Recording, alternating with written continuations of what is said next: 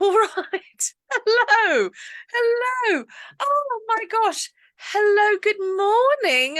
Beth Cato is joining me, Madame Askew, this morning, or afternoon, depending on your time zone, for a wonderful, lively, free-flowing conversation with tea. We're going to talk about everything, Beth, but also books. Keep calm and drink on. I love that. So we've known each other for a while. So, you are familiar with my brand of chaos. Thank you. I Um, am.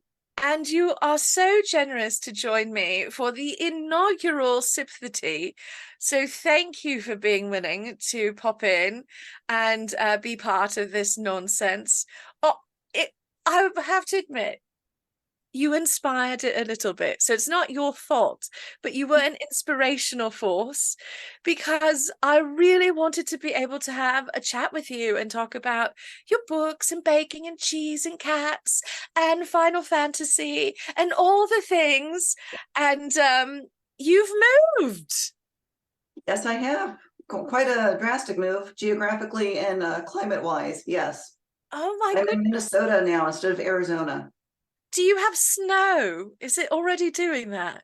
No, because climate change. Oh, oh, Actually, climate change. yeah, I moved here and all the news was about how bad the drought was. And I was like, wow, it's everywhere. But Oh. yeah, there was 2 inches of snow on Halloween overnight going into November 1st. And then as it has actually been record heat the past few weeks. We hit 72 or thereabouts a couple Oh days no. ago. Oh no. And yeah, I mean, that's like how Arizona was this week. Yes. And yeah, but then just in time for Thanksgiving, we're going to drop like 30 degrees. And it's going to be, I think, below freezing for the high starting on Wednesday or Thursday. And then like in the teens for the low. So hello, preview of winter. A little bit more on schedule then with that shift, but still that is so distressing. I mean, on one hand, I could say silver lining, you're not used to the climate in Minnesota, so you can sort of learn the new climate as you're Yes, moving. You have I, no I am very grateful for expectations. that. Yeah, I'm grateful for the delay because I in the paper today it was saying like typically the first persistent snow of the year is 1 inch and it's November 21st is the average for that. But like the record was 1991 and they had like 46 inches of snow in November or something insane like that. And I'm like, no, but that was, I keep hearing about that 1991 anyway. That's when this famous Halloween snowstorm happened. That is like generational trauma for people who lived here, apparently. They had like 8 inches of snow on Halloween, which was what worse than what we had a few weeks ago for sure. Don't even understand how to comprehend that. 41 inches is It was closing. something bonkers like that. Yeah. That's 4 feet of snow. I'm only a foot taller than that. So that's I would die. Oh my Yeah. goodness. I'm like, yeah, I don't want, I'm fine with not even having the 1 inch average persistent snow yet. I mean, this hold off on that, you know. Yeah. I do want a white Christmas though. I've never had a white Christmas in my life and I'm 43 years old. So I would Oh, like to have a white Christmas. oh my goodness. Oh, Yeah. how, but that is it. Part is exciting, especially as you are a baker. And I feel like cool weather or cold weather or terribly frigid weather is the perfect time to be baking. It heats Yes. you up, heats up the house, and it smells wonderful. Yes. And baking is like culturally a thing here because of the weather. And there's also an incredible Scandinavian, Norwegian, Swedish influence for this area. And there's such a huge winter baking tradition in those cultures and it's still carrying on today. Oh my goodness, that's lovely.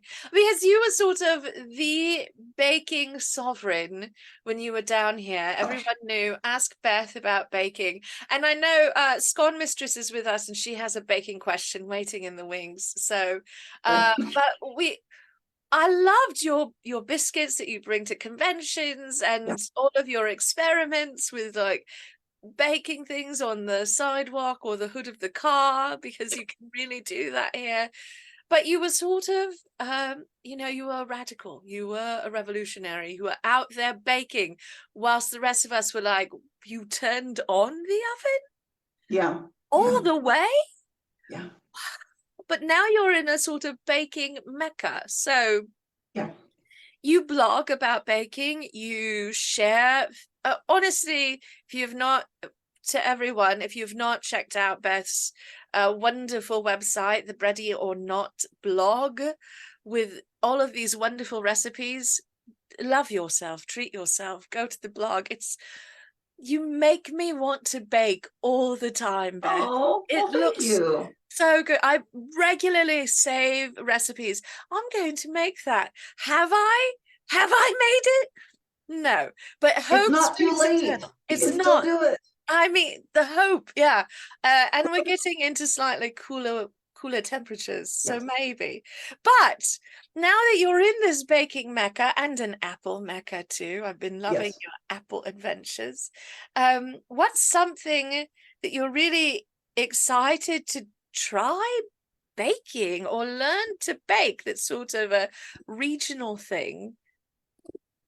Oh gosh. Well, one thing I would like to do at some point, but I would have to find the right recipe because my husband is a very picky eater. But Minnesota is all about the hot dish. Oh, That is like a specialized casserole dish. I mean, it's like, your 13 by 9 pan or thereabouts.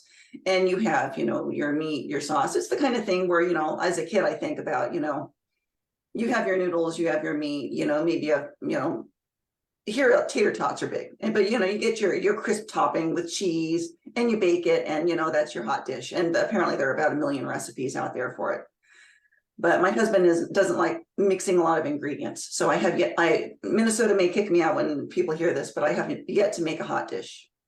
I've been here since June 1st, and now it's almost December. well, you have time. It Yes. hasn't been quite 6 months yet. People must be patient. You are leaving the land of the dear God, I have to bake, to the land of baking's nice. So Yes. it's an adjustment. It's so, people don't know. It's so hot here that baking Yeah. anything is sort of a commitment to suffering.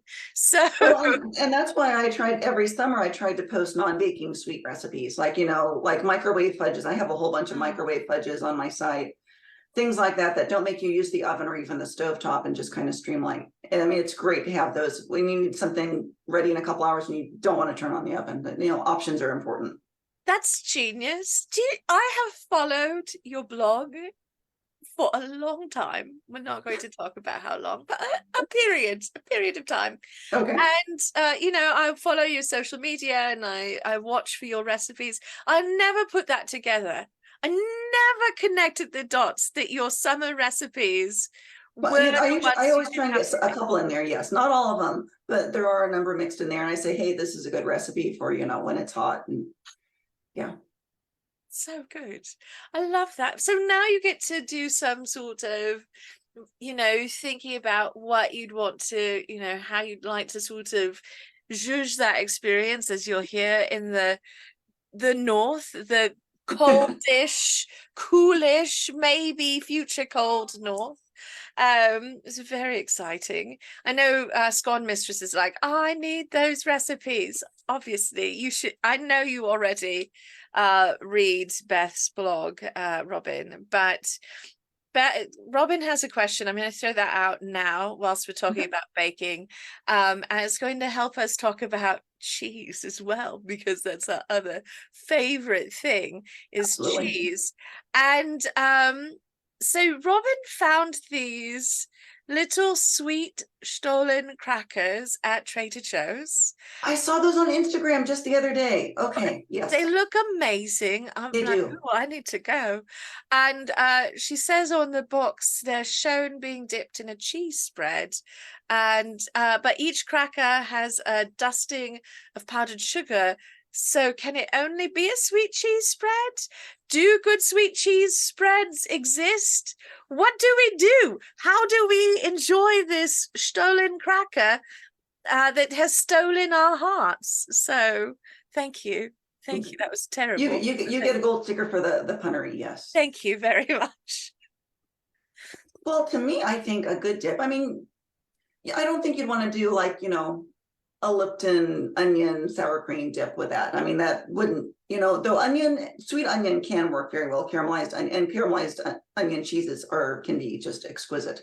Oh, yeah. But when I think of that, I mean, a mascarpone would be good with that. And I would even say like a chocolate flavored one. And now there's a lot of controversy around the concept of dessert hummus. Right.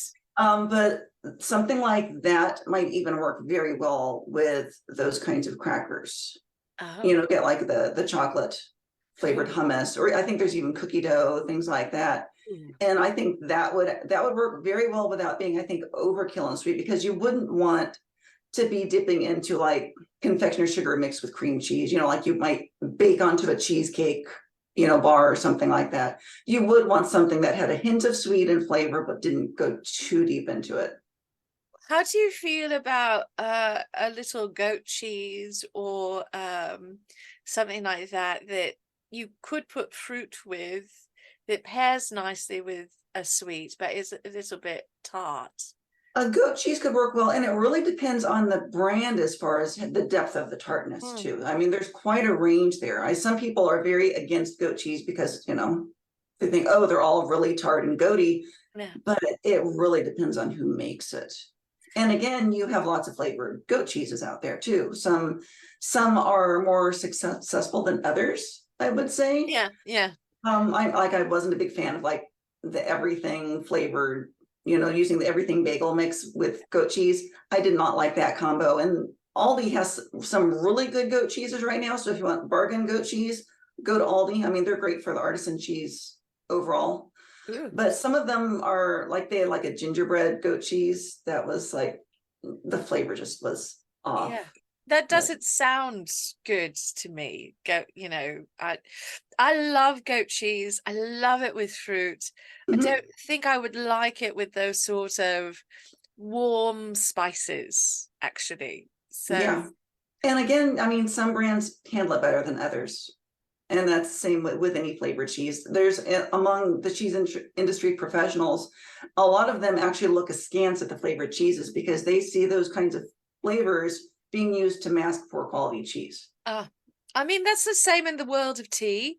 You have to be really careful with your blends because sometimes people Yes. are covering up really lackluster tea with a lot of perfumes and additives and things that are just Yep. like, if we overwhelm you with rose petals and jasmine aroma, you're going to love it, right? And not me, Oh, by that the way. sounds strong. Yes. I just taste perfume instead of tea and I don't like Ugh, it, yeah. right? But so it's the same thing. You have to really watch for the blender and what they're doing. But Yes. I look at something like a Wensleydale with cranberry, Mm, which is one of my I love favorites. Wensleydale. Oh, Oh, yes. I had the pleasure of having it sort of for the first time, which I know is shocking, whilst I was in Scotland years ago. And it's not a Scottish cheese, but there was like a cheese revolution happening. And so I was having a little picnic, a little, fresh air meal. We picked up a little hunk of cheese and we were like, oh, this looks fascinating. It's so good. It's a Yeah. wonderful combination of that little bit of tartness and that wonderful creamy Wensleydale texture. Well, my trip in 2019 to the UK, I arranged the entire trip around being able to do a day tour into the Yorkshire Dales to visit the Wensleydale Creamery in Hawes. Oh, So I that was, remember your I arranged the pictures. whole thing around that. So good. It's Wensleydale is an amazing cheese. Oh It's so yeah.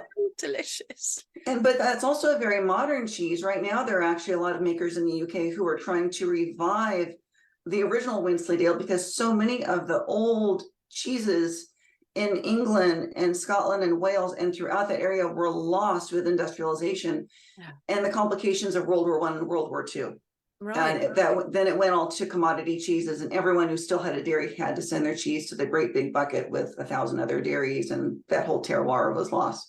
So now there are people who are actually trying to find and talk to older people who are still alive or look in old books and save the original Wensleydale cheeses, which I have yet to try because they're not imported to the US. Oh my gosh. Uh, So I have them listed, but I haven't gotten to try them. that is gorgeous that they're doing that. And I have to say, this is, please bear with me, everyone.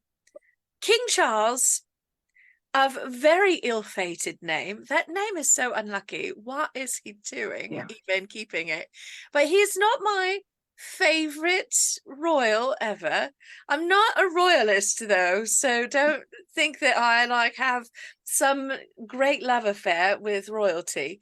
But whilst he's not my favorite, I really appreciate that he's been a real patron of this exact sort of thing, that he Mhm. was sort of in the forefront of that, saying, you know, we've got to save some of these old things. They are worth it. And Yeah. he sort of got dragged early on for his obsession with the, you know, sort of heritage, food, culture, and art of England, and the UK. And, you know, there's that very dodgy line where, you know, are you interested in this because it's beautiful and wonderful and a treasure? Or are you interested because white supremacy? So, right.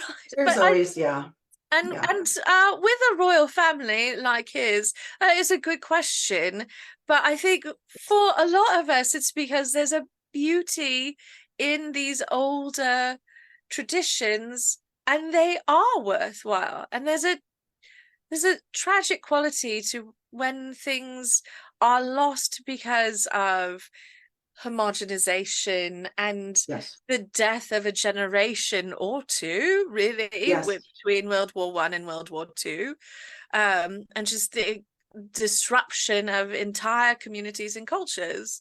So reclaiming that is really beautiful. It really is. Yeah. As an author, I know you don't write about things specifically like World War I and World War II, but you do write a a sort of poignant style of fantasy where there's a real emotional resonance to your characters, and they do face some hard things, and they have to and it still has some cozy quality to it. It's a kind of a remarkable feat that you're like, we're going to do really hard things and be cozy and magical, but you this is your flavor. Well, And thank you. you're welcome. I wonder, I'm getting to a question, it's just taking me further. I wonder if you look at things like this, like Wensleydale, and this whole process of bringing back, you know, lost cheese, and it inspires some of your storytelling. Yeah, definitely. I mean, I'm a history geek. I've been a history geek since I was a kid. I blame Laura Ingalls Wilder and those books when I was in third grade. I fell into those, and then from there, just really discovered historical fiction overall, and then started reading more nonfiction, especially as an adult. And the past couple of years, I love food histories. Absolutely love food history books, and Mm. there are so many out there, and there are more all the time. And many of them are talking now about the foods and recipes that have been lost, or about indigenous foods. I read one about a month ago, and I am not going to remember the title now, but I got it through NetGalley. If people want to look me up on Goodreads and look at my recently reviewed books, they'll find it on there. And you can even look Excellent. under the food category and find it. But it focused on this, it was this food organization with that kind of accredits lost foods. And they actually, this book, chapter by chapter, it went in and talked about netting fish to catch it in the Puget Sound area and how that is now being rediscovered. It talked about wild rice in Minnesota and Wisconsin. It talked about peanuts in Georgia and South Carolina, and how that was, 100 years ago, that was done by Black women on the streets. They were selling, peanut goods and things like that. And it was just absolutely fascinating. And I love that kind of thing because it's taking something that we know a little bit about, and then it's just opening it so that you really see what the history of it is. And it was like even the things about peanuts, which we think of as a very American thing. Right. It goes down into Central America and Mexico and all that. And it went from the Americas to Africa because they had a very peanut-like plant there. And then as people were enslaved, they brought the peanut back and it introduced it in an entirely new way as a sustaining element of life. Right. And it's a hidden history. It's things that we take for granted and see every day, and we really don't understand how it came to be here and how it came to be in all of our lives today. And it's mind-blowing sometimes. I love this. And now, of course, I'm obsessed with this book, and I will have to hunt down your review so I I'm can. sorry I'm not better at remembering the Don't title. apologize. I have to admit, if I don't write titles down, I also have a hard time remembering them. I'll remember the content much better than I'll remember the title of the book. I'm like, Yeah. is this thing about this thing? But one of the things that struck me about your discussion of this book and looking at history in this way, and it is something that strikes me about your current series that you're writing, which is all about food culture and the way it It affects really is. Yeah. history. It's so good. And it made me so hungry and so good and so hungry. Oh my gosh. But there's an analog for me, a parallel, if you will, that I experience when I'm looking at fashion history and textiles and following that thread, if you will, Mm, through history, because it makes the history a lot more human yeah. and not so abstract and relatable. And it's my favorite way to approach history is through these sorts of things, through Yeah. food or tea or fashion. How did we get there and why? Will reveal so much, just as we were discussing that the loss of this food terroir gives you a lot of insights into the devastation of World War I in particular, but also World War II. Mhm. And the way in which that forever irrevocably changed the face of Europe. But if you just tell people, well, millions of people died, it's tragic and awful, but so abstract. And being able to relate to a real concrete thing that we interact with, I think Yeah. is a wonderful approach to history. I wish it was Yeah. more the case in classrooms. And I think people would be more engaged. So many people hate history because they remember being in school and being told to memorize a bunch of lists of white guys, and these are dates when battles happened, and that's it. And I mean, why would they be engaged with history? I mean, that's so dry, it's so boring, there's nothing to that. I think if you learn them in the context of stories, it's a lot more interesting, Yes. easier to remember, Yes. for sure, and it feels personal. I mean, and it's silly stuff. I mean, like you're talking about World War I and the effects, Baby Bell cheese, little nice little round Yeah. wax covered cheeses that we see everywhere. So lovely. Yeah, they were invented in World War I because they needed a way they were trying to save cheese that was going bad, and they were trying to preserve the cheese and get it out to soldiers. And that's when they came up with doing like the small coating like that, and it went from there. I had no idea. That is, I mean, first of all, I love Baby Bell. I Yeah. do eat them for a little snack, but I am absolutely, it's a delightful connection. It's also sort of poignant and hard because we're talking about, the devastation of war and trying to feed people. But And that's the thing. I mean, how many soldiers have died over history because they didn't have potable water, right, and their food went bad. I mean, as they say, army marches on its stomach. And I mean, if cheese, especially in France, it's a protein that would help people survive through winter, all this stuff. And if you have like a haversack that you have in a trench, how are you going to keep your cheese safe? right. And wax has been used going back centuries, and they just made it in a different form. And they're so good.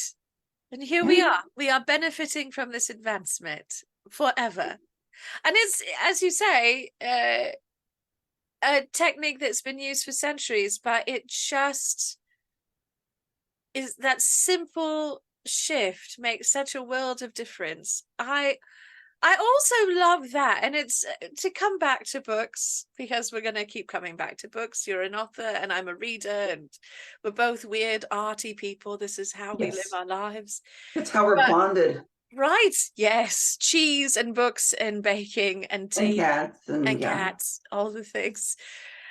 But this is a strength you have in your storytelling, and something I really look for in the speculative fiction world, the fantastical fiction, is when people remember as storytellers that really small things can have a profound shift and a profound, long-term influence on a culture. And so, Yes. I love Tolkien. He's amazing. He's a linguist. There's a lot I adore about him, and I love his stories. And there's a sort of sense of everything's been the same and will continue to be the same. And there isn't cultural, technological shift in his stories in a sort of Mhm. profound way, even though he has these ancient histories of language change. Thank you, Tolkien. He's really good at that. He's like, yes, vowels shift. I'm like, so does culture. Yeah. JRR, godfather of linguistics. And so how did the pipeweed change? I want to know. And I love that you bring that into your stories, that you pay attention to these details. Do you think that is just a case of the way you think about the world? Do you think that was a nurture situation? Or do you think it's maybe a combination of things and you've honed that skill set as an author? I've always been one to obsess over details. To the, I will look at the detail and miss everything else. I mean, that's a benefit and also a detriment at times, because I can be like, it's like squirrel, oh, I will be staring at the spot on the wall and I will miss the fact that the wall is falling down on me. It's that kind of thing. So yeah, to me, especially my rough drafts, I throw all that in there. I mean, my rough drafts are just big, bloated, just it's that whale on the beach ready to explode. And then I go back and I revise and I trim it so that the details are minimized and paced out, and I may move one thing here and one thing there. But yeah, I love that stuff. I geek out over that. To me, Yeah, because to me yeah. that's just so fascinating. I love that. Yes. I really, sometimes I'm like, could I go into his museum? I'm like, that's nice, but could we talk about what they were eating? Like, Yeah. how did they manage having dinner in those cuffs? Those cuffs are absurd. How did you get through tea time without drenching yourself? Let's talk about that. I don't Yeah. care that they were the muckety muck married to that muckety muck who had this experience. That's nice. I want to know about how they lived. Well, And and along those lines, I think there are a lot of questions around that people want to ask and they never have the chance to ask because they're given this dreadfully boring view of history. But I mean, I think one of the things that people always wonder is how did they go to the bathroom with yes, all those skirts, all those layers? And yes. it's the kind of thing that even astronauts get asked, how Yep. do you handle that kind of thing in space? And apparently, whenever astronauts actually go to schools, that is like the kids, of course, without being as filtered as adults, they will almost always ask, how do you do that? Right. Yeah. And I think it would benefit everyone if we had more of that childlike attitude and just asked the museums to talk about that. Absolutely. So one thing I do love about this current moment, and it's a mixed bag always. Social media has some very big downfalls, of course. There's a Yes. double-edged sword. It can be very egalitarian and allow us to connect in some truly magical ways to build community, but it can also be very divisive and fomenting a lot of misinformation. So, it's mixed. But Yes. I love seeing things on TikTok where people are passionate about a field of research. They're like, I'm going to take you into these weird, wonderful areas of this topic that you've always wanted to know about, but you needed someone who was truly obsessed with it to answer your questions. And here I am.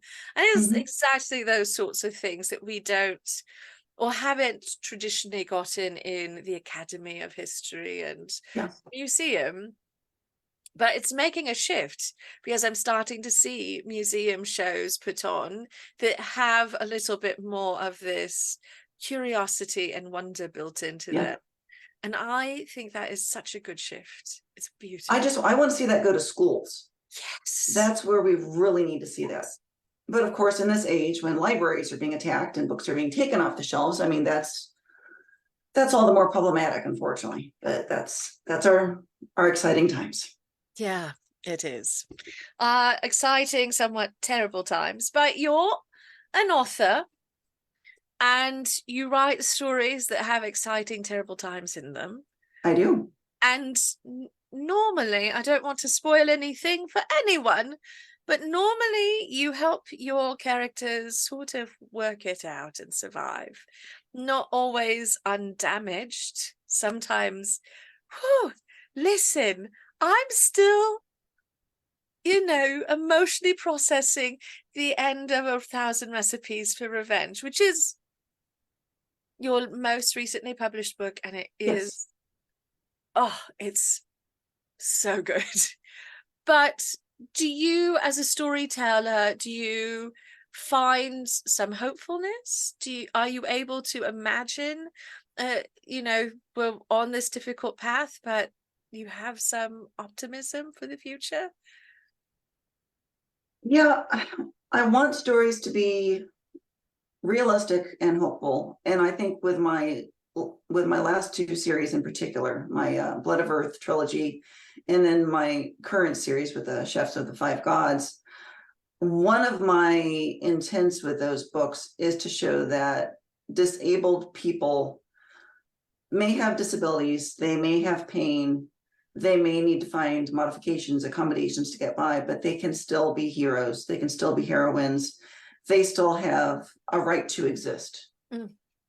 And I talking about the ending of 1,000 Recipes for Revenge, I have had one piece of outright hate mail about that literally was how dare you do this, and why, almost to the point of how are you able to sell this book, why did your editor allow you to do this, and went on and on. I don't want to give spoilers, obviously, Right.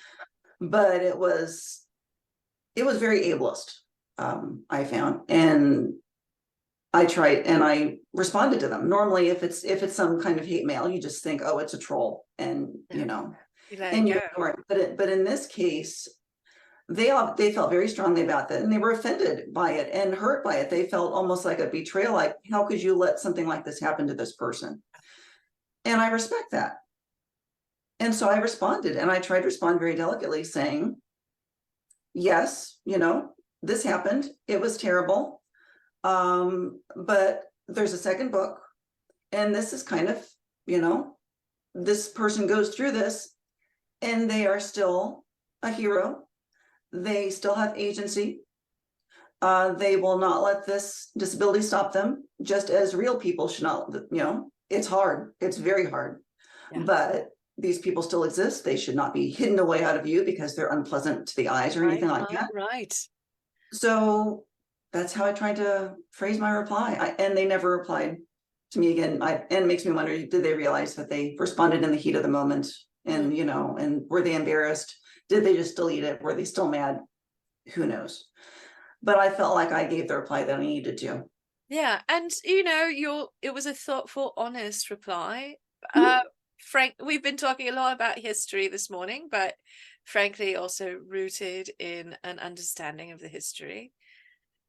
It is a hard moment in the book, and we're dancing around it, everyone, because this book is still fairly new and it's a big spoiler, and I don't, Beth, of course, does not want to spoil it for all of you, but I'm also trying to be a nice host and not unkind. So we're not going to spell it out. So if But you haven't read it yet, read it and you'll know what we're talking about. yes. Oh, So I see June said she's, still very yeah, upset. So yeah, listen, Lady June Squirrel, in all fairness, even though I love Beth's books and I think they're marvelous, I'm aware that not everything is for everyone, so I don't feel like we're all obligated to read everything. And this is a absolutely. hard moment in the story. I personally felt, as a reader and a long time reader of your things and a fan of your work, that it was a very honest, born out of the plot, born out of the worlds. Like, there were not a lot of options, and she made the best choice she could. Yeah. And if I'm going to do anything drastic like that, I'm never going to do gratuitous violence. It's going to work in the plot. There's going to be a purpose to it, then that's how I write. Yeah. No, I've honestly, I've never found that you write hard things just to, willy-nilly, like for the clicks, as it were. You're not just trying to get people head up for no reason. It's always born out of the realness of the world you've created, which is part of why I love your writing, because it feels very honest and never cheap. So thank you. That means a lot. And Lady June Squirrel says she's loved all your other books, and they're so lovely. This one is just, there's some tricky moments, some hard moments, but the second one is coming out. Yes. January. And so it's almost visible. So good. Their tentacles is very exciting. It's a beautiful cover. Both the covers are just so stunning. And I remember you talking about this leading up to reading the first one, and as you were writing it, and I'm so excited. I have been on the edge of my seat waiting to read the second one, so I'm very excited. Because we end the first one in this sort of emotionally heightened way, I'm like, oh, it's not a cliffhanger exactly, but there's a lot I want to see where you go with it. And so for those of you who have not read the first book, good news. You can read them both in January. You can buy book one, book two, read them both, get your questions answered. You don't have to wait like me. Politely on the and seat. they're on audiobook too. So if people want to listen in the car or load it to a device, they can do audiobooks. And I never had an audiobook before, and people always ask for them.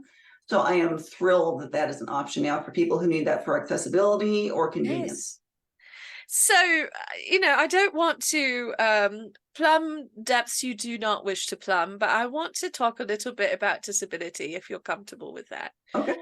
Because I know you have personal experience. And I have personal experience with that. And we are both fans of steampunk, which has an interesting relationship with disability, I think. Because, steampunk really takes its inspiration from the 19th century. And the 19th century was not a great time. That's an understatement for anybody with disabilities or poverty or difference or anything. We have a lot of terrible instances of othering and also just taking advantage of colonialism. I love that. So fun.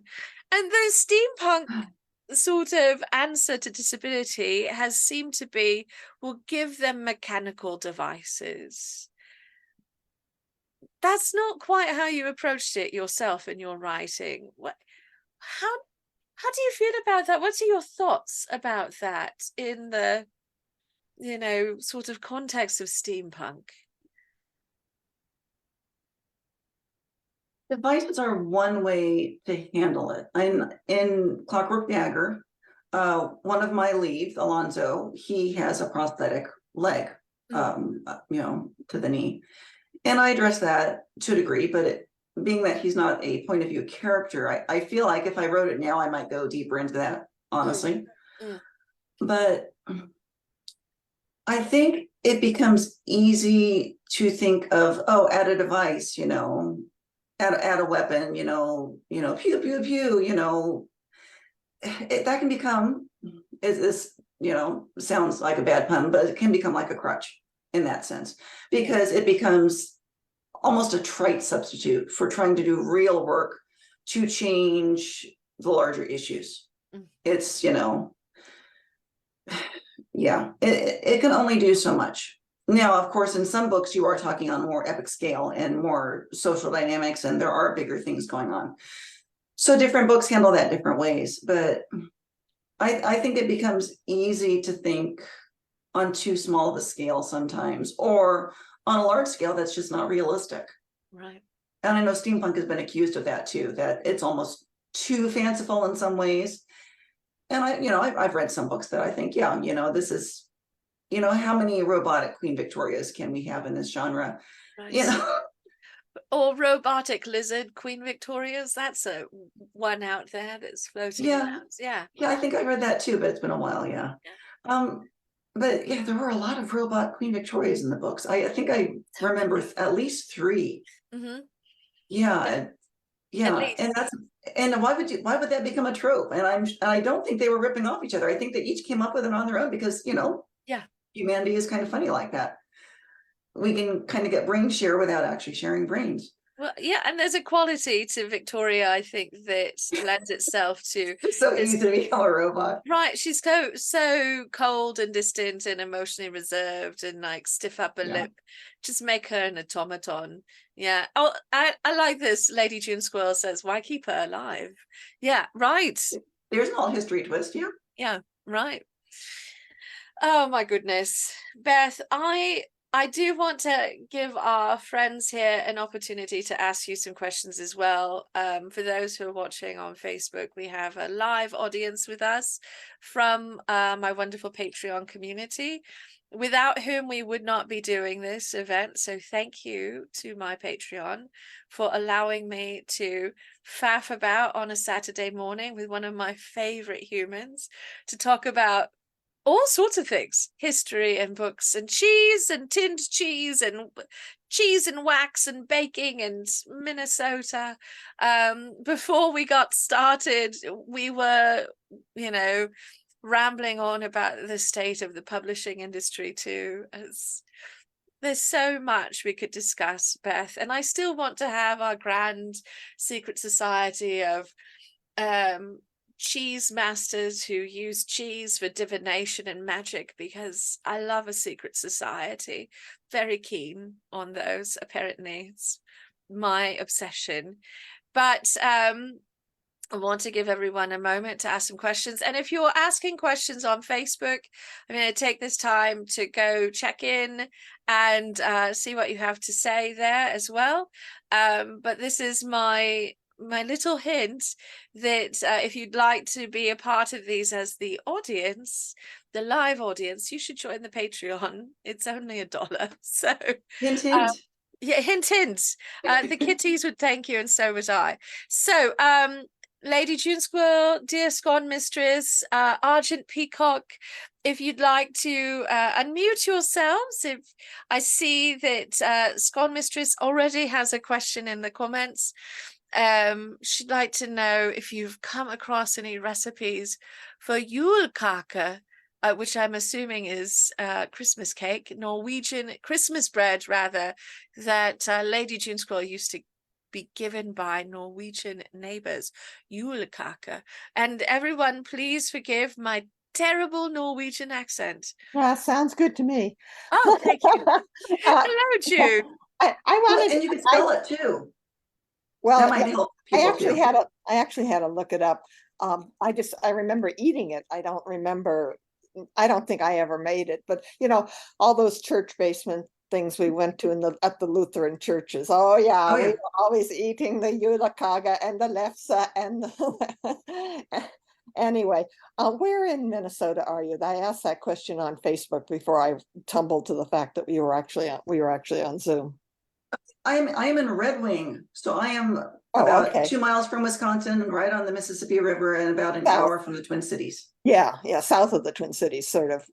Southeast of it. Yeah, we lived within walking distance of the St. Paul campus of the university in St. Anthony Park was the area was called, and so we were there for about 12 years while my husband was a professor at University of Minnesota in the geosciences department. And our neighbors, our delightful neighbors, introduced us to many of the beautiful traditions of of the seasons. Yeah, so, there was a Luft's Fest here just last weekend. a Lefse-fest. Yes, yes. I should ask, I'm still in communication with the son of the people next door, and I should ask, he works for the public TV in the Twin Cities. I should ask him if he went to the Lefse-fest with his kids and everything. Anyway, thank you. Thank you. That was my question, is exactly where you were. All Red Wing is, kind of south of where we were. Yeah. We were in the heart of things there. Thank Do you know what Lefse is? Do I know what Lefse is? Madame Askew, do you know what Lefse is? No, I have no idea. I'm so curious. And it's kind of like a Norwegian tortilla. It's made with potato, though. My kids, it's on a special griddle, and they have special tools for doing it. But it's essentially like a great big. And then you looks like a tortilla when you look at it. You put butter and cinnamon sugar in it and roll it up and eat it, and it's so good. So it's somewhere between a crepe and a tortilla, and it's made with potato. It sounds. And it's kind of thick and fluffy and hot, and apparently it is very big at Christmas time here, because like the local bakery here, Hanish Bakery, which it's like the best bakery I've seen in the US. They were advertising that they're getting it in stock now from a place in Wisconsin that specializes in it. So it is a holiday thing. Oh my gosh, that sounds amazing. Are you eating lutefisk too? I haven't seen that available locally yet, but because as there's a Lutheran church every other block. So I'm sure that at some point in the next month, one of them will be selling that. And my husband is horrified by the idea of it, but I'm pretty much willing to give anything a try, as long as it's not going to be raw, poisonous, or is spicy hot. It's nasty. It's fish baked in lime. Yeah, slimy fish. Yeah. I've read of it. Lutefisk and Lefse. Yum. I might give it a try once, just to no, you don't. It's very gelatinous. Yeah. You are not selling it, June, but no, I don't think you're trying to. I don't think you're trying to. But the Lefse smell is supposed to be something too. Apparently you can smell it from quite some distance away. Oh my goodness. Such adventures. Oh my gosh. So thank you for explaining what that is, because it sounds like potato. Oh, I'm here for it. That's absolutely. My people are the people who like to eat potatoes, so I'm about that life. As an aside, everyone who's on Facebook, thank you for joining us. I'm not meaning to ignore you, but I must admit that the nature of this conversation has been so lovely that I've just been in the conversation rather than watching our comments. So I want to thank everyone who's been tuning in. I see you, Madeline Holly Rosing. I'm so happy you're here. Love your work too. Don't think I'm not going to be cheeky and ask you to be a guest, because I am. It's going to happen. I have no shame. So Robin, do you have any questions for dear Beth whilst we have her?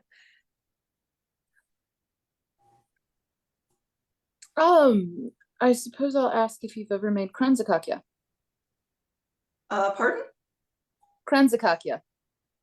No, I have not yet. Okay. So kranzakakya is essentially what it is. I have a cousin on my Scandinavian side who showed me the molds. So you can make it freehand, but there's molds they go in, and you essentially make it's like an almond cookie, and they get put into these molds, and they make rings, and they go from fairly large to fairly small, and you essentially get a tree of they did that on Bake Off.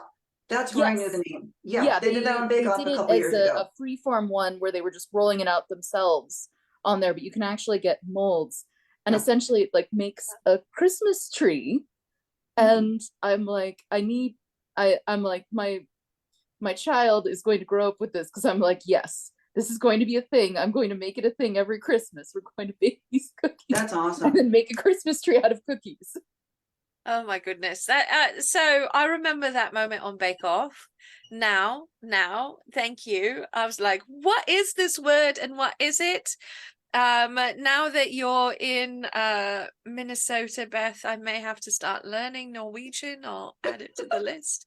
Well, Just so I need to, and for me, it's when as soon as you started describing, I was like, that's it. You know, then I was like, then it clicked for me because it's definitely not a language I'm familiar with either. So I don't necessarily retain the words in my brain. No. And then I think, you know, did I see it on Bake Off? Did I read? Because Bake from Scratch magazine, which is one of my very favorite food magazines, they are very good, especially in their holiday issues, at showing a lot of the European baked goods that we don't necessarily have in the US. And I know they've done a number of, you know, even like the old fashioned yeast breads and the bundt cake kind of thing, like, you know, where the bundt cake, you know, is derived from, you know, in its original, you know, Alsatian German origins, you know, the Kugelhof, something like that. Something, yeah. If someone can correct me if I have the wrong word there, but Yeah, Kugelhof is ringing a bell. Also, Kringla.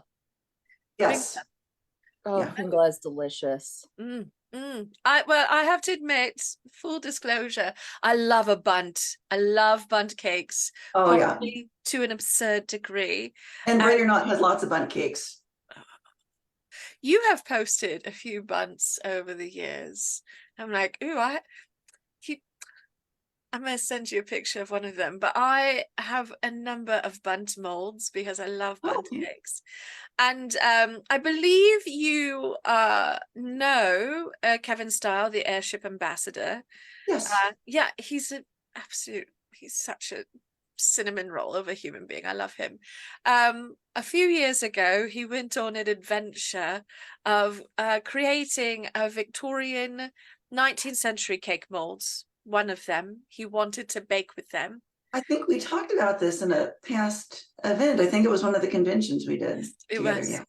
I have one. He made two, and I have one of them.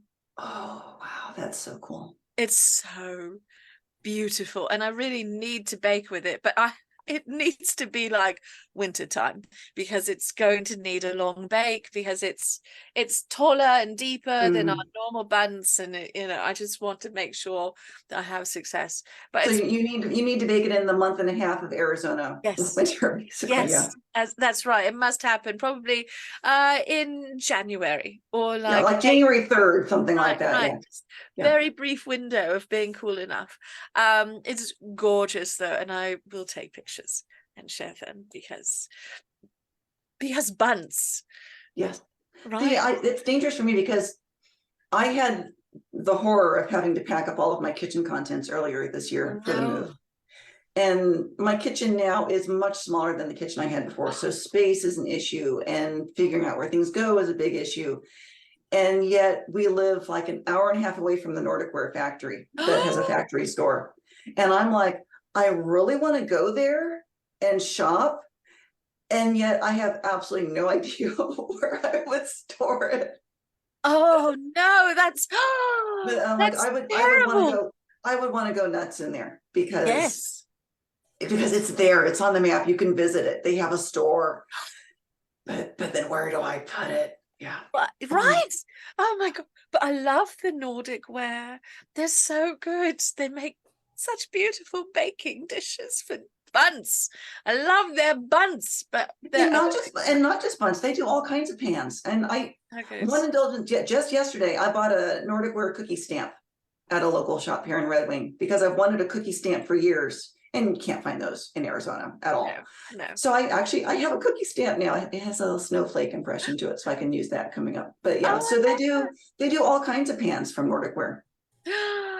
Well, I wish you luck because that would be a grave temptation for me as well. And my grandmama and my aunties just hung a lot of their bakeware as decor, and they pull it off the walls, and usually they'd wash it, although, you know, it was a different era, so sometimes it's best not to look too closely at the hygiene, but and be glad we lived.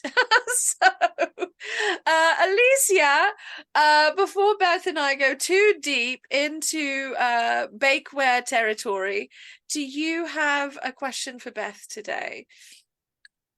And if you don't, that's all right. You don't have to, but I don't want to blow by you.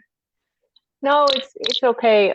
We have a new kitten at our house, so we brought her home this morning. So Moxie is Alicia, finally we asleep. need visual, we need video. I know, that's just what I was Yeah. thinking. Can we see the kitten? I'll give you guys pictures in a few days. Right now, she just came out from underneath the bed, so Chuck is Understood. bonding with her. Don't need to cause further stress. Yes. Yeah, she's adorable. But Moxie, of course, I've spent most of the last hour and a half just keeping Moxie away from the door, and now he's finally like, you know what, I'm going to bed. So not to diminish your kitties, but I do have to add Lady June Squirrel to because she's got her new kitty. Oh, A lot he's so of new cute. kitties happening. This is Mango. Hello, Mango. Obsessed. Thank you, June. Yeah. Lovely. But Alicia, I'm so excited for you. No, it's okay. Yeah. So yeah, I just sat down. It's like, okay, now I can like pay attention. This is wonderful. I look forward to What was photos. my question was, in terms of when you're writing stories, do you kind of know the length when you're starting it, or do you just kind of write it and then see where it ends up? Like like when you have an idea, is it like, is this going to be a short story? Is this going to be part of another world? Is this its own world, I guess? For me, I tend to know, if I know nothing else, I know the story. I'm very much a plotter. So especially since my novels tend to be very historically based, they involve a lot of research in advance. And then I build very comprehensive outlines. I think for A Feast for Starving Stone, my outline, it was like 26,000 words for my outline. It was pretty bonkers. And then the book ended up being about 115,000 total. But yeah, and even when I'm doing something like flash fiction, which tends to be about 1,000 words in length, I will even jot down a brief outline within that to help guide me as I write. So, it's like, okay, I have this idea. I don't want to forget it because I know better than to trust myself to remember all of the little details. So I want to get them in there. Oh, Yeah. I love that you are a dedicated plotter even for your flash fiction, Beth. And as a full disclosure, I've been plotting more for some of my writing, and I do mostly very short things, and it's amazingly helpful. I think I'm a convert from pantsing to plotting. So you know what? Every story is different. So there are some stories that will just emerge as they will, and then others might need a lot more plotting. And I try and tell people that they get in this mindset where I've always been a pantser. I always have to be a pantser, or vice versa. And I'm like, life is weird, brains are weird, flex with it. Every story is going to be different. Every story you think, oh, I've made this mistake in writing, I will never make it again. Then you invent new mistakes. So you just sometimes as much as you plot, sometimes you just have to go with the flow too. I love that. I think that it's one of those things, the internet has turned it into this real dichotomy, an either or situation. Yes. But I like that you remind us that does not have to be the case, and also there's different varieties of plotting and pantsing, Yeah. from the very deep plotting where you've plotted every beat to the sort of softer outline. Yeah. Everything in between. So we do have another question from Facebook. Madeline wants to know if you remember the Chocolatier magazine, Beth. That is, I think I have seen that in book sales, but it is not one that I ever subscribed to personally. Well, you're less chocolatier than a person who uses chocolate in your bakes and things. Yes, and chocolate is a very finicky thing, which if you ever watch Great British Bake Off, they will always have bread week on the coldest day of the year, and they will always have chocolate week on the hottest day of the year, just to mess with people. And you know, I've spent the past 16 years living in Arizona, and I had issues in my first years there trying to figure out, we were trying to figure out air conditioning temperatures in the summertime, and I was having issues with my chocolate chips melting in the cupboard. Yes. And yet it's like, we don't, you know, it's like, how hot can, you know, we want to save money, you know, we're trying to get by, and yet my chocolate chips are melting and this is not good. And I don't want to keep them all in the fridge because then it takes up a lot of room in the fridge. And then So they Arizona get is weird not a and good then too place to cold work too. with chocolate. Yeah, no, it's a terrible place to work with chocolate. Much better to just consume it and There not you try go. and do anything with it. Just enjoy and move on and have Yes. the baked goods. Yes, yes. So I don't want to keep you forever, although I do want to keep you forever because I don't get to see you often enough. And we had this realization that we haven't gotten to see each other in person since from before the pandemic. Yes, long So before. yeah, it's wonderful to be able to have a sort of virtual catch up and to chit chat about all the things. And truly all the things that has been magical. I do have a very like, I am that girl. I love Proust. I love the New Yorker, and ironically, mostly just the back matter. And I adored the sort of French approach to interviews. So I'd like to wrap up with a sort of quick gambit of questions. And I'm just going to ask you, and you're going to share your responses, and we're just going to let them exist in the universe. So, and Okay. everyone else can ponder the depths if they wish, or just enjoy the moment, which is also a perfect way to handle this. So, Beth, what are your favorite qualities in a human? Kindness and understanding. Beautiful. It's really about a willingness to connect and help people out. I like that. Yeah, good quality. What do you appreciate the most in your friends? Being able to tolerate me. Beth, may I just say you're very, very easy to tolerate. You're lovely.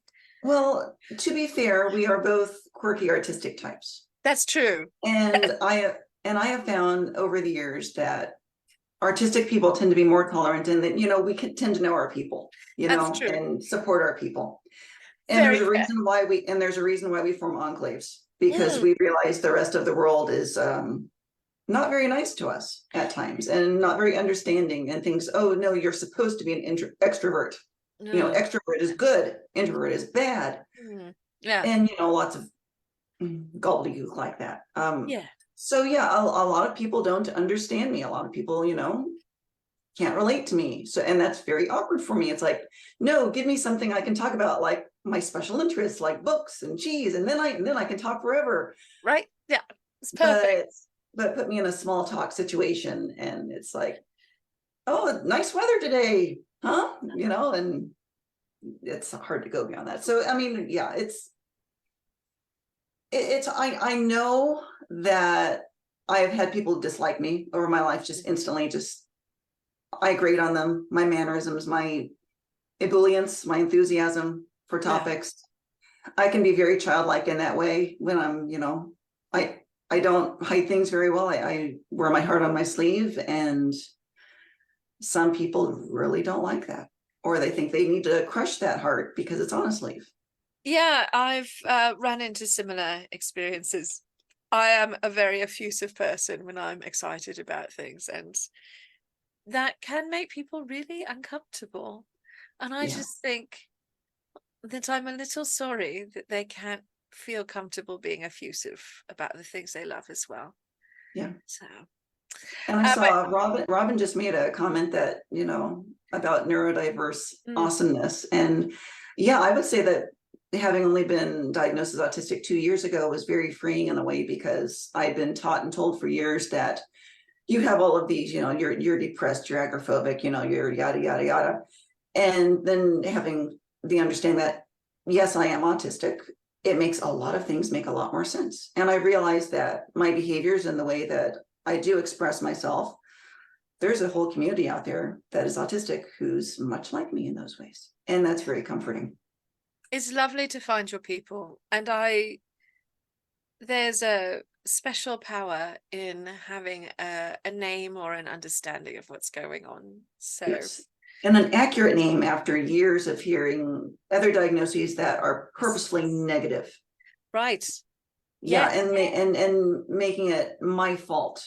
And then it's like, well, why haven't you fixed yourself? Bootstraps, all this stuff.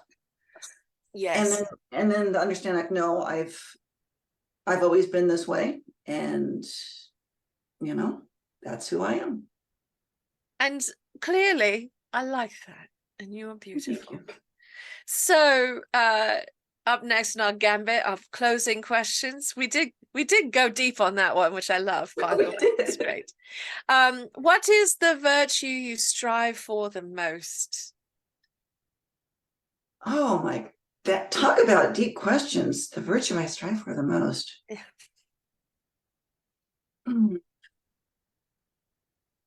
I think hopefulness, especially in recent years, because I do tend to be depressive, and I have fought feelings of being very misanthropic and very disillusioned with human beings and their unwillingness to be kind and to be understanding of other people, and how the pandemic in many ways brought out the worst of people and the worst kind of selfishness in people.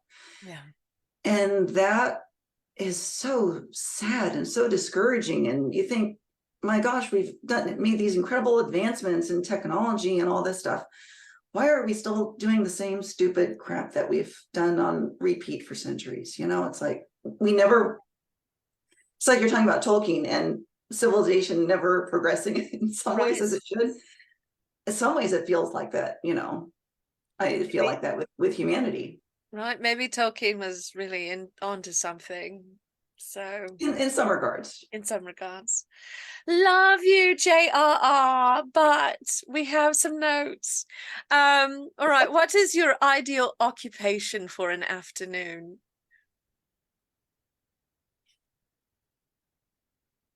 I would like to work in a cheese shop, but not the front counter. That would stress me out too much. There are some tasks I cannot do with an audience ever. It is just complete overload. Sensory cashiering. You want to see me go into meltdown mode?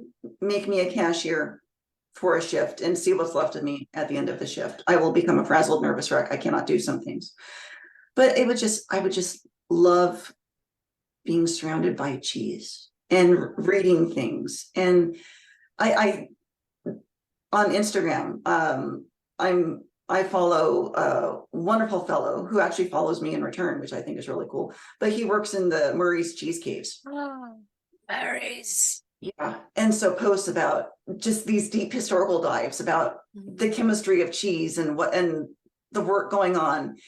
And it's really cool. So I think even that aspect of actually being part of the affinage, the aging of the cheese, and getting to turn the cheese, seeing cheese mites in action up close, which, that would be really cool to be able to experience that, to see what it smells like in a cheese cave. I've read about it. And I've read about, the floors being, pocked by acid and, little details like that I've worked into books. And it would just be neat to experience it. I love that. Now I want to go to a cheese cave with you, Beth. It sounds really fun. Oh, that would be an amazing trip. Yeah. And that there are cheese tours out there. There's a Cheese Journeys company. They have a website, and that is what they do. They actually pair you up with cheese professionals, and including another Madame Fromage, who is a major cheese influencer. She actually works with some of the tours, and you get to go to a place like the Swiss Alps, or you get to go through England, go to Somerset, and get to go to Cheddar, the actual place. Oh. And they do all of these things, and it's within a tour of other people who are obsessed with cheese. So that's the focus. Everything you do is around cheese, and you get to work in the caves, and you get to taste the cheese. We could do that. Oh, in a heartbeat. Now I just need to convince the Grand Arbiter. Arbiter, we need to do a cheese tour, really, for my 50th, perhaps, which is on the horizon. So I'm coming out right there with you. yes, you are. You're just a couple of years behind me. So all right. We've settled on cheese, cave, afternoon. Beautiful. All right. What is your idea of happiness, Beth?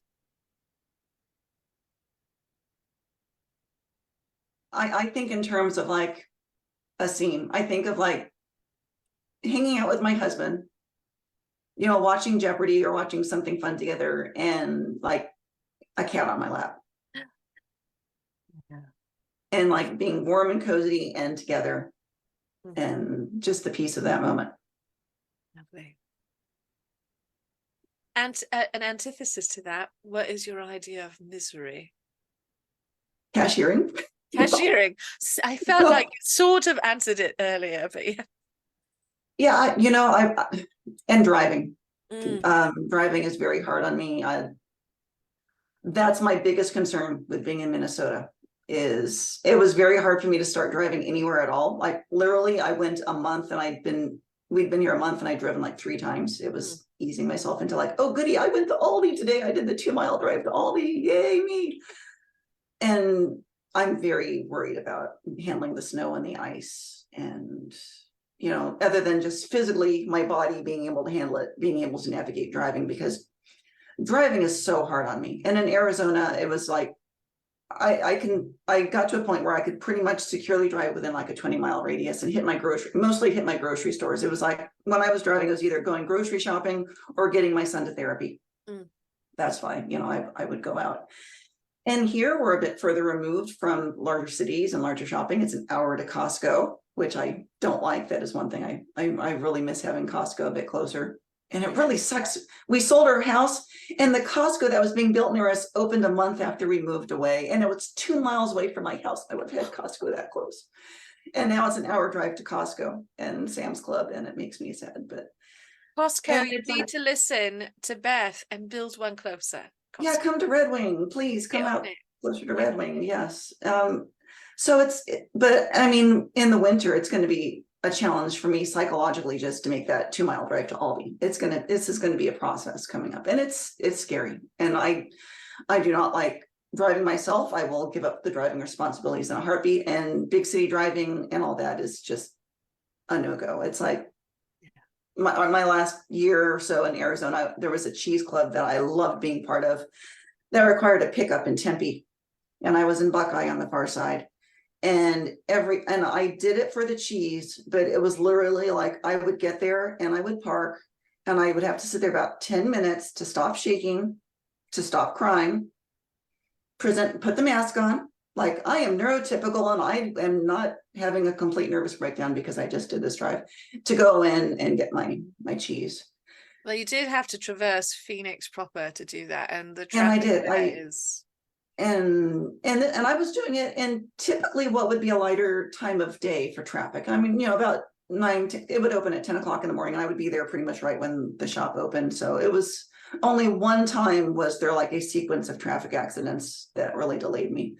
So it was a lighter time of traffic, but it's still, you know, 6 lanes of traffic, and where's this exit and where's that exit, and why is everyone cutting me off and riding on my tail, and just yeah, I'm gonna get all flustered just thinking about it. But yeah, so driving is hard. So driving is misery, and I feel like that is very relatable. And I hope that honestly, my hope for you is that some delightful elves appear to take you places.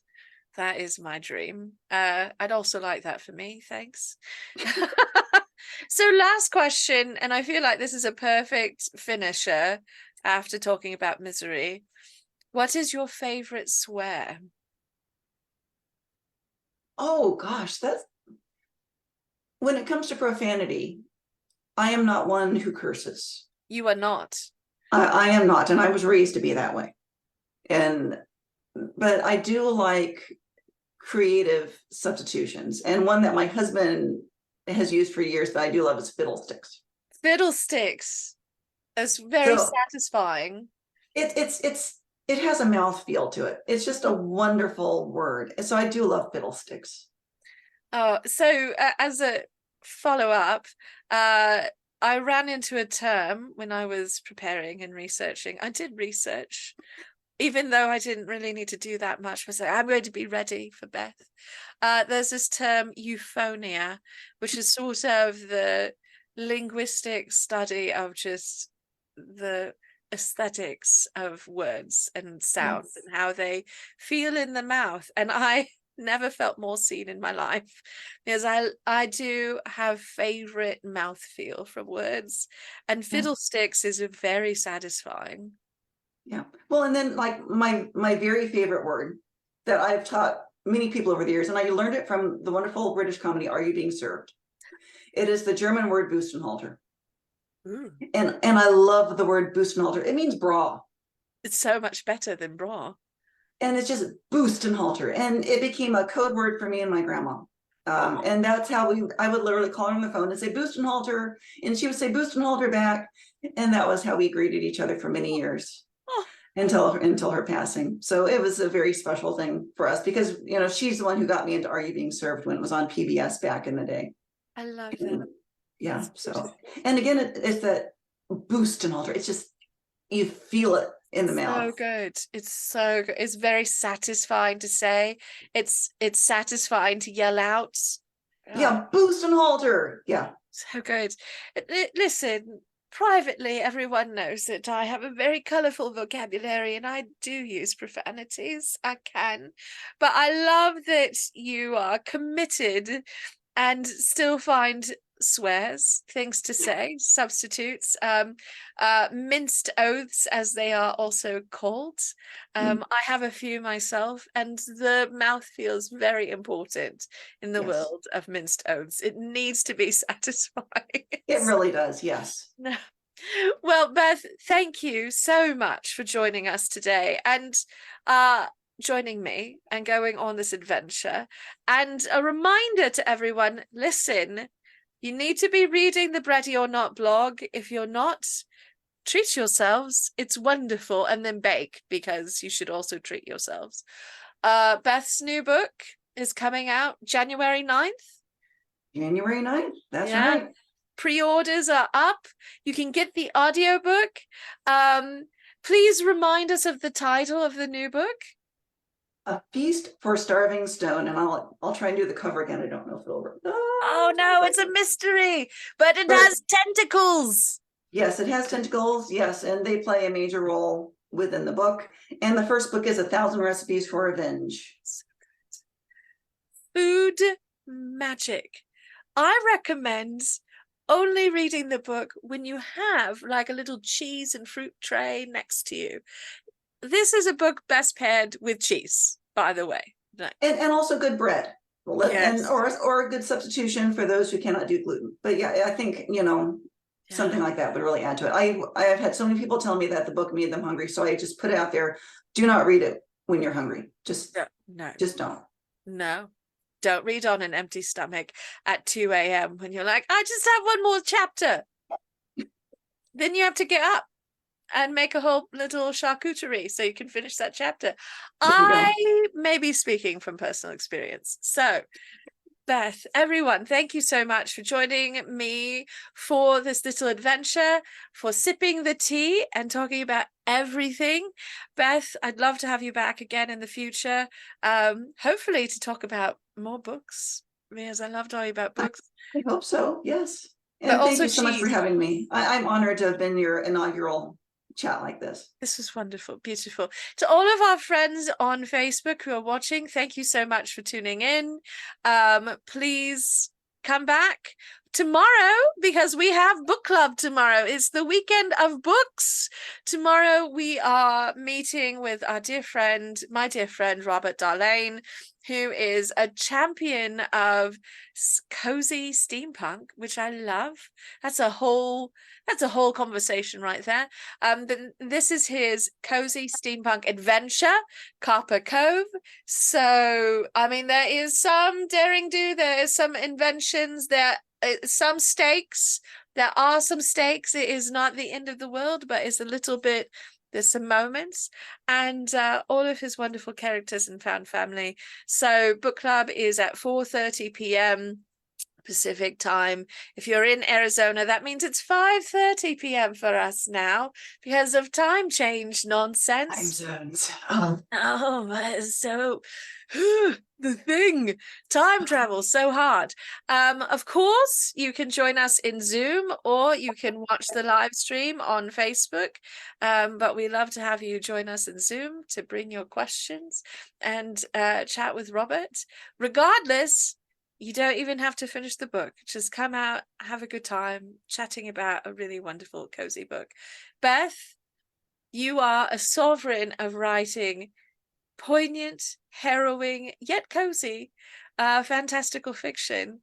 And so for anyone who wants something a little bit more challenging, but still cozy,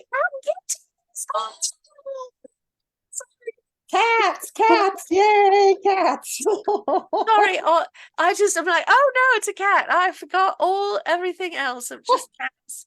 He looks like face Mango. too. Mango, come back. Look, oh, what a sweetheart. Me and Luke have actually been trying to tug my I have an electric blanket on my lap right now, and the cats have been on it the entire time we've been talking, stealing it from me. So this guy finally got up, so I was able to nab him just in time. You're so cute. Oh my goodness. You have an audience. Sweet cat. So sweet. So my darlings, get those kitties, snuggle up, wrap up in a good blanket, and read one of Beth's books. I started with Breath of Earth, but the Clockwork Dagger is a wonderful entry point into your amazing writing. So you all have December to read everything Beth has ever written so that you're ready for reading Beth's new book in January. Treat yourselves. Just dive in. Read them all. You'll have a good time. So, and give them as gifts, please. If you already have them, give them as gifts. Yes, this is a reminder as we're wrapping up. Yola Boca Flood is happening. And I'm happy to snatch that holiday into my lexicon and just ride that wave of Icelandic coziness right into Christmas Eve with a book. Perfect. So everyone, have a wonderful afternoon. Please remember, as you're going out into the world, to treasure yourselves as I treasure you, because you are irreplaceable gems in the universe. So please wash your hands. Get vaccinated, get boosted, do all of the things you need to feel safe and healthy. Have the good tea, read the book, collect all the books, read them at your leisure. There are no book reports. You can just have fun. And I will see you tomorrow for book club, Tuesday for Tutorial Tuesday, and next month for another Sip the Tea. We'll have a good time. So watch that newsletter, watch Patreon, watch the social media for all of the updates. See you all later. Cheers.